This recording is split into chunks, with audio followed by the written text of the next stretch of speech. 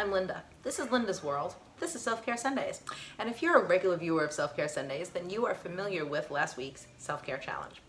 I challenge you guys to do one thing for your own self-care every single day for 5 days, and then at the end of the week, take your tally and see how you did. And I told you I'd do the same. Well, I took my tally, and I think I get like a B-, but listen, nothing is perfect. Unless, of course, you're talking about the music of Ariana Grande. Nevertheless, the self-care challenge is over, and I've got a new challenge for you guys, the Mindfulness Challenge. I mentioned mindfulness last week on this channel, and I told you guys all about the Mindfulness Journal. Well, we'll get into all of that, because this Self-Care Sunday starts right now.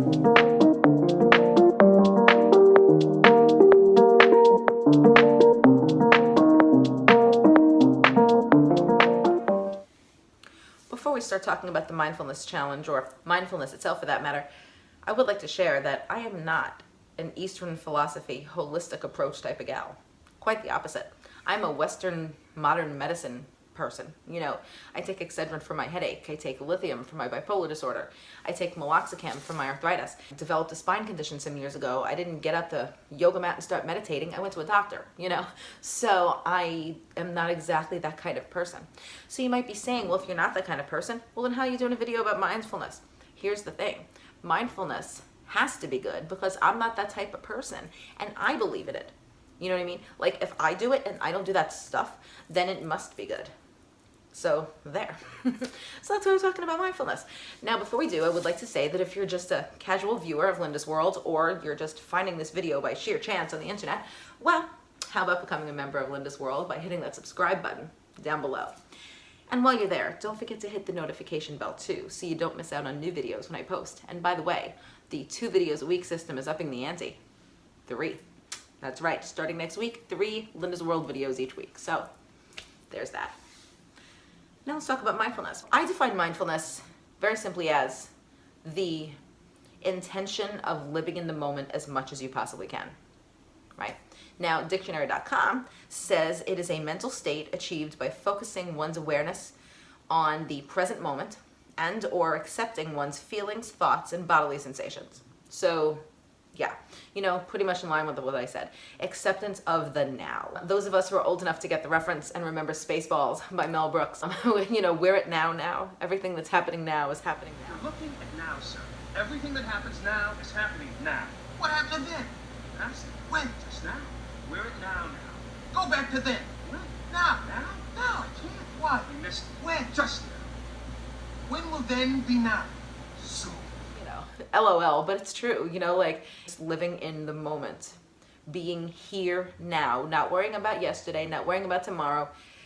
Bam. It's 12:30. It's 12:30. Right? It's Tuesday. It's Tuesday. And so that's why mindfulness comes with 3 components, right? Now, the first component is intention, okay? The intention to cultivate awareness. So you don't do this willy-nilly. You have to elect to be mindful. You have to make the commitment to think in that form. You have to try it, right? You don't just happen by it, okay? Now, the next component is attention. Attention to what is occurring in the moment. So in other words, doing the work. You know, you say, I want to be mindful, then you be mindful, right? And then the third and final pillar is attitude. An attitude that is non-judgmental, curious, and open. So in other words, you are open to the process and open to the now, okay? Because think about it. You've said, I'm going to live in the now. Then you go live in the now. And now you accept what's happening now. Right? That makes sense. Well, this is not easy to do, okay? I say this so much on my channel, but a lot of people say that anxiety is a person who is worried about the future, and depression is a person living in the past. So we must be in our present more, and that's where mindfulness comes in. And I've said that like in a couple of different videos, but it bears repeating because that's exactly what the concept is, okay? It is that there is nothing you can do about what you did last week. Okay, you don't know what's happening next week yet. So all you can do is be here on Monday night at 5:30, you know what I mean? And handle it as best you can now. And that is incredibly difficult. What are some of the things that make mindfulness difficult? Well, there is, first of all, the lingering in the past. Okay, the past holds for us, and the more years go by, the more of this we have. The past holds for us different things we can harp on, such as regret, you know, like things we didn't do or things we did do, stuff we said we wish we could take back, relationships we let linger that we wish we had continued, relationships that were dumped, you know, to us. You know, we didn't choose to end the relationship. You know, like there's so many things involving regret that happened in the past. Then there's the longing for the happier times of the past. You know, there's people who and animals who used to be alive and aren't anymore, or people who used to live next door to us and don't anymore and we miss them, and you know, things like that. Like there's so much about the past that's positive and negative that can keep us from living in the present, because the past was just so darn great or was just so darn terrible that we can't move past it. Okay, trauma from our past. You know, there's a person I know who'd gone to a facility to get help for their substance abuse, and they were in a group where all they were talking about was they were in a particular group only for women who'd been victims of sexual assault. And what kept these women from recovery was the fact that they were in the past, the night that they got gang raped, the night they got molested, what have you. And they were incapable of living in the now or seeing the future because the past had gotten them. And so mindfulness would fall on deaf ears for them until they were prepared to handle the trauma of the past, you know? So there's that, right? Well, the other thing that makes us incapable sometimes of mindfulness is the fact that we may be worried about the future, okay? There are, like I said, positive and negative. There's in the future, there could be things we're afraid are going to happen in the future, or things we can't wait for that are going to happen in the future. I am no stranger to this. Every single day of my life that I live in Brooklyn, New York, and work for the school that I work for, I consider it to be a wasted day of my life, because I'm not living in the now. I mean, I do. I live in the now. I see that I'm here and everything. There's a plant, there's a lamp, you know, but I am not doing what I want to do. I'm doing the stuff I feel like I have to do before I get to the coolness, you know? And so I'm not living in the present and enjoying the present because I'm too busy focused on the magic year, 2027, when I moved to California. And no, I'm sorry, 2032. I'm thinking of when my friend's retiring. But like, I'm so caught up in that it's not easy to be mindful of now, because I got California retirement on the brain. And I would be, now you're going to say, but Linda, everyone feels that. And you're absolutely right. You know, people do feel like, ooh, I can't wait for X, Y, and Z. So what makes it so detrimental to me is that I'm also not enjoying now. You know what I mean? Like, I'm not enjoying now with fondness of later. I'm not enjoying now. Does that make sense? So mindfulness is something that I have to work on. When you do these challenges that I give to you, I'm giving my own challenge to myself. I'm doing these things every week that I prepare for Self-Care Sundays, okay? So the challenge will come to us soon. I do want to give you some examples of mindfulness that they have said are things you can do that will get you going, okay? For example, one is paying attention to your surroundings, okay? Literally looking around you, like just paying physical attention, like observing the humans as they walk by, taking the time to look at the dogs being walked on the street as you walk past them, you know, going into the store and buying your purchases. But, and I know that COVID-19 sort of puts a damper on this for now, but going to the store and getting your purchases and also admiring the other stuff, you know, that you might want to buy that's cute or cool or funny stuff that you would never buy in a million years. I never had more fun in my life than when I went to Sears with my mother years ago in the Staten Island Mall, because we'd enter through Sears and we'd pick out really hideous clothing and I'd be like, I know you want this, you know, and it'd be like this top with purple feathers, you know, like she's like, no, I'm too busy looking at this one, and we'd crack up laughing looking at like ugly stuff, you know. And we were in the moment as much as we could be by like poking fun at like stuff because it was in front of us in the now, okay? They say that a good idea to do is to start focusing on your breathing. Now, this is something that I am terrible at, okay? I don't breathe. I mean, obviously I breathe, I'm alive, but like, I don't ever, like, I don't know that I've ever gone like this. like ever. That might be the first time in 43 years that I've ever gone. That's the second one. And so because I get too caught up in stuff I need to say, stuff I need to do, holding positions, you know, it's funny, I'm a stomach suckener. Everyone thinks I'm thin, but I'm not, because I'm too busy going and holding it in, like sometimes for hours at a time in public. And so, you know, I'm a little bit tightly wound, but this we know. And so I don't breathe like ever. And then sometimes I catch it and I like exhale and I'm like, what the hell were you doing?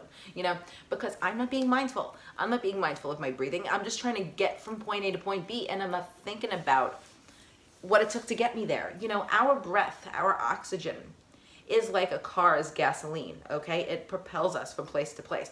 If you don't have gas in your car on 80th Street, you can't drive to 83rd Street, you know? So if you don't have oxygen in here, you know, you can't go, right? And so I have to be more mindful of that, of course. Accepting yourself. This is probably the toughest one. You could train yourself to breathe. You could train yourself to look at your surroundings. How do you train yourself to accept yourself? You know, now there are some schools of thought that say that we shouldn't always accept our total selves, because if you do, then you won't have any room for self-improvement. Like if you totally love the way you look and you think your body is awesome, then you'll never lose any weight that you might need to lose for your health. Or if you think that you're totally cool and that you have no, like, that your beliefs are totally in line with society, then you might not be able to grow and see something like, for example, Black Lives Matter, you know, that some kind of change, you know, in society. And because you'll think that you got all the answers, you know, I'm perfect just the way I am. That's not what I'm talking about. I'm not talking about accepting yourself like I'm the shit, I'm awesomeness, right? No, I'm talking about saying, look at your own self, the way you look, the way you think, the stuff you say, the money you earn, the house you live in. You get my drift, okay? And write it down if you have to. And you are going to take stock of it, and you're going to just sort of say, this is me, and if I evolve, but currently I'm this. And there it is, you know? And so that brings us in line with the challenge and the Mindfulness Journal. Now, I'm gonna pop onto the screen the Mindfulness Journal. And I did that last week. And I said to you that it was coming to my house this week. It did not. And the reason it didn't is because I made the purchase on Amazon in between two pay cycles, and I'd removed cash from the bank. I removed the cash they were going to charge me. So they canceled my order. And so this weekend I reordered it, and so it's coming next week. So I can finally have it. But I've looked through the topics and whatnot of the Mindfulness Journal, and I would like to then use that as a springboard for what I think is the most perfect challenge yet to date, the Mindfulness Challenge. Here's what I'd like you to do. If you want to go out and get yourself a mindfulness journal that has the prompts in it like I do, then that's totally cool. You do not need one for this exercise. You don't need to spend a single penny to do this. And let me tell you something.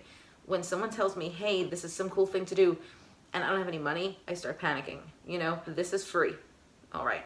So here's what you want to do. You want to get yourself a book, pieces of paper, whatever. Okay, a place to write stuff down. Okay, and I would tell you, go ahead and put a note in your phone, but actually I think I want you to handwrite this because, and I'm a note putter, you know, I'm a 20/20 gal, but for this you need paper and a pen, you know, because it's just personal. You want to get in there, okay? And so here's what you're going to do.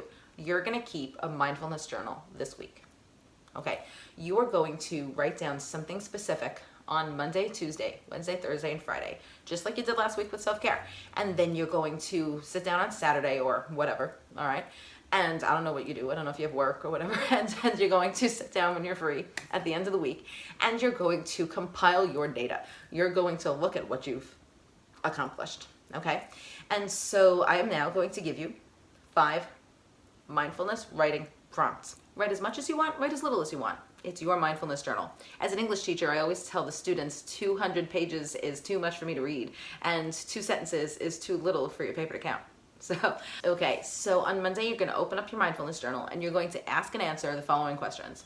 What are my biggest pet peeves and why do I dislike them so much? Okay? On Tuesday, you're going to ask and answer to yourself, what are 3 positive qualities that I possess? Okay? On Wednesday, you're going to answer, what impact do I have on people on a daily basis? Is it mostly negative or positive, and why? Okay. On Thursday, you're going to ask, what can I do to eliminate stress in my life? And finally, on Friday, if I won the lottery right now and had no money problems forever, what would I spend the rest of my life doing? Okay, those are your mindfulness prompts. I'm going to do them too. And we're going to do what we did last week with self-care. We're going to take stock and compare notes, but, manage our, take a look at what we've written and see what transpires. Now, if these prompts interest you, I have 1,000 more. And of course, I'd like to plug this mindfulness journal. I'll put it up on the screen again because it's just so darn awesome. And I can't wait to get my hands on this physical book. I've seen the pages on the internet and I'm just like, ah. And so there you have it. Okay, well, that just about wraps up the mindfulness journal. So I am going to go and actually, well, I have some practical things to do before I become mindful. I have to take care of my house and my dog. But other than that, I just, I wanted to say that I thank you so much for watching. And also, before I go, I'd like to give a special shout out to my good friend, Amber. This is the Amber Moonlight crew neck in baby blue. She has one in baby pink as well. Amber, if you don't know, that's her name on the screen there. She is my good friend here on YouTube and in life, and she has a lovely, lovely channel that's about to hit 15,000 subscribers. So I'm going to put Amber's channel in my description box for you to check out and subscribe if you'd like. And also the Merch by Amber website, because she's got awesome stuff and there's more awesome stuff coming for fall, I hear, and I just can't wait. Amber, I'm looking for that stuff. And you told me there's one I like in particular, and I can't wait. So I'm gonna go be practical, then I'm gonna go be mindful, and I will see you later this week with another video that is, well, it's a heck of a lot more frivolous, but I think you're gonna like it. So I will see you later on in the week.